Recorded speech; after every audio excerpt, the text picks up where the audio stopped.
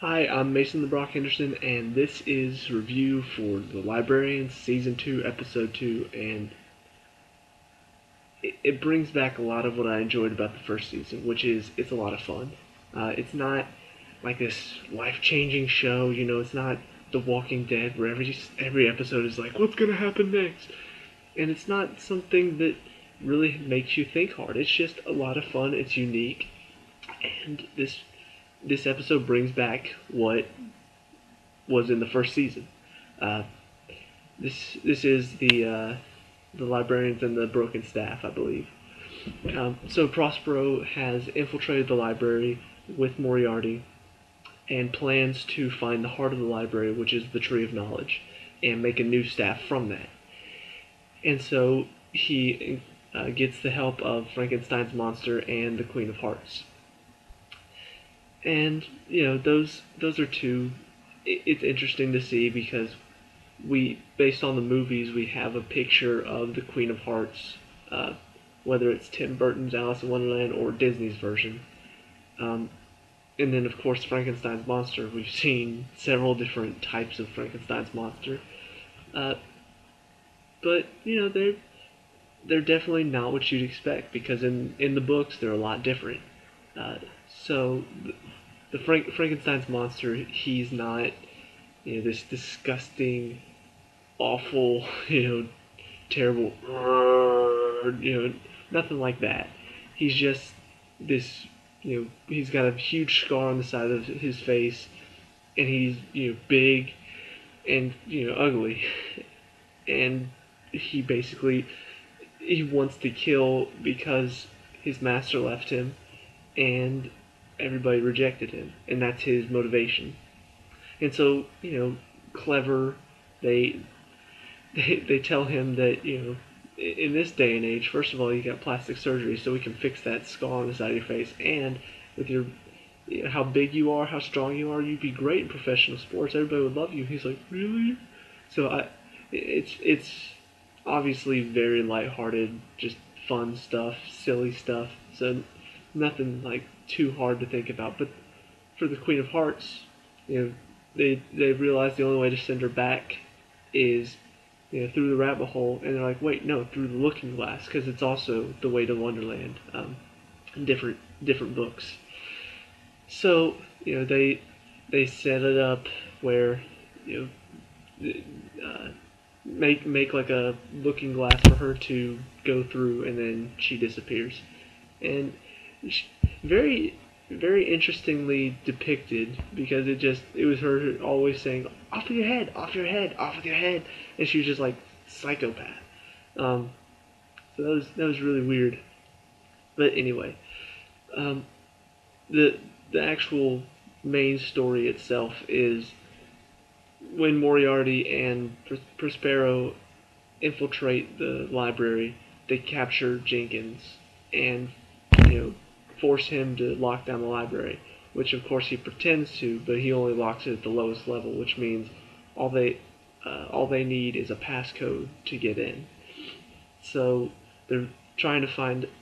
It's good to see once again you get to see where everybody has their different strengths because Cassandra can't think of anything that might work.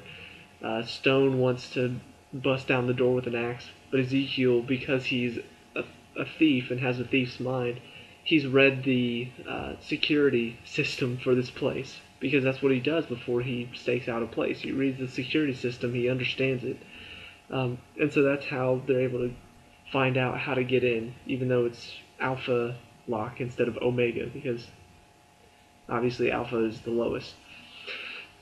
So they have to look for I think it was Shakespeare's, like all of his plays in one book or something like that, and there's a word in that I don't know.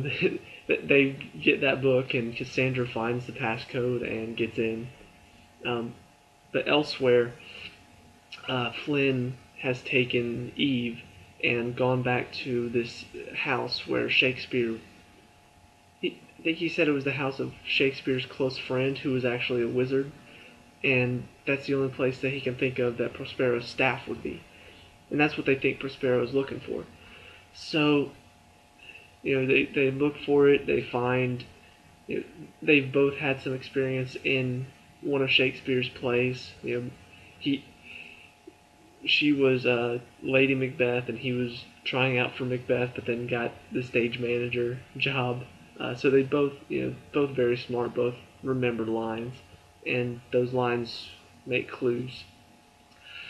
And they find a box underneath the stage, figure out the clue on top of the box, open it up, and it's a letter from another librarian that apparently found the staff first. So they realize it's back at the library, which Prospero is there. So they go back, find Jenkins frozen by Prospero, who tells them he's not looking for a staff. He's looking for the Tree of Knowledge so he can make another staff.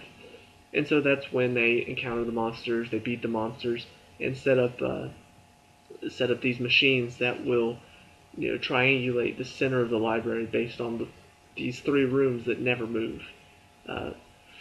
So Flynn and Eve go to the heart of the library to face off with Prospero and Moriarty. And, fairly, it is slightly interesting because you can see where part of the conflict is coming between Flynn and Eve, because she wants to have a plan, but he does not. Like, he's been a librarian for these past, he says 11 years. He's done that by just going in, no plan, just thinking quick on his feet, solving the problem quickly. And she, I don't know if this is foreshadowing or not, but she's like, you can't always win. He's like, I have for the past 11 years. And she says, yeah, everybody can say that until they can't. So, this is one of the problems I have with the first episode of this season. And frankly, last season too. They talk a lot. The story itself is interesting, and they could do a lot. And frankly, you could just shorten this conversation into, Flynn, you can't always win. It's like, well, I have so far. It's like, yeah, you can only say that until you can't. And that would be the end of it. But they talk about it for like a full minute and a half, and they just keep talking. And the show does that a lot. They talk a lot. They talk it out. They talk out their feelings. And sometimes you don't need that. Sometimes you can, show emotion to get that across. Sometimes you can shorten the conversation into a few words and then silence, and that gets the emotion across. So it's a two-way street, because on the one hand, there are times when you need words to get your point across. Sometimes you don't need words to get your point across. And on either side, if you use words when you don't need them or don't use words when you do need them, then it doesn't work. And your audience gets confused. They're like, well, what's actually going on? But in this show, it feels like they always talk about everything instead of just sometimes letting the silence speak for itself, letting the facial expression speak for itself. And I think the biggest perpetrator of this talking too much is definitely Prospero. The guy, I don't know the name of the guy that plays Prospero, but he does a pretty good job. He's very over the top, which for Shakespeare makes sense, because this is a Shakespeare character. But he goes on these monologues instead of, one second, what's this? Get out of here. He goes on these monologues instead of, just doing his plan. Whenever they meet up, Flynn and Eve, he finds the Tree of Knowledge, says, I've got a plan. And then Prospero and Moriarty find Flynn.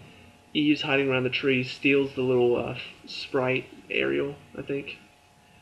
It steals her and runs off. Moriarty chases her. And so it's just Flynn and Prospero. And he thinks that, Flynn is guarding the Tree of Knowledge. And Flynn's like, well, you don't know which one it is. And he just goes on and on and on and talks for a good 5 minutes. Just spouting nonsense about how magic will help him, how all.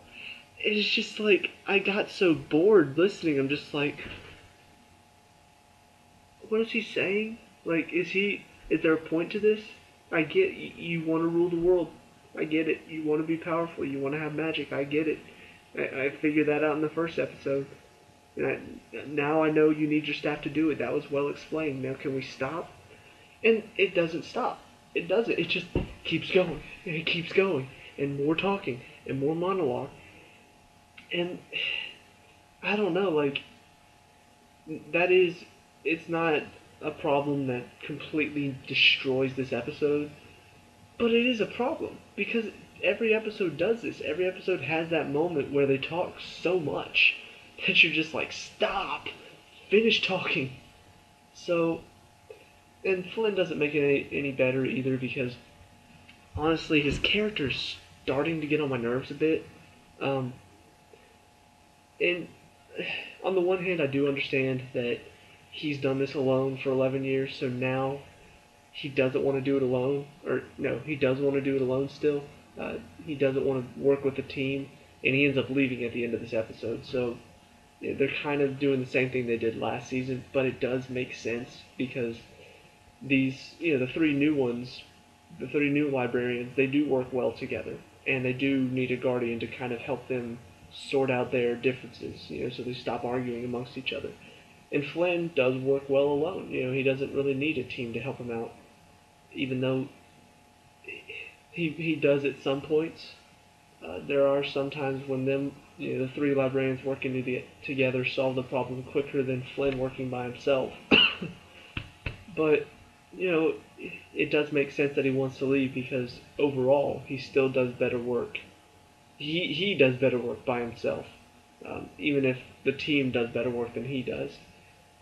He doesn't work well with the team. So, but that leads to him also monologuing a lot, and a lot of those 5 minutes of Prospero monologuing were filled with Flynn kind of egging him on and monologuing himself too. So I don't know. The conflict is there.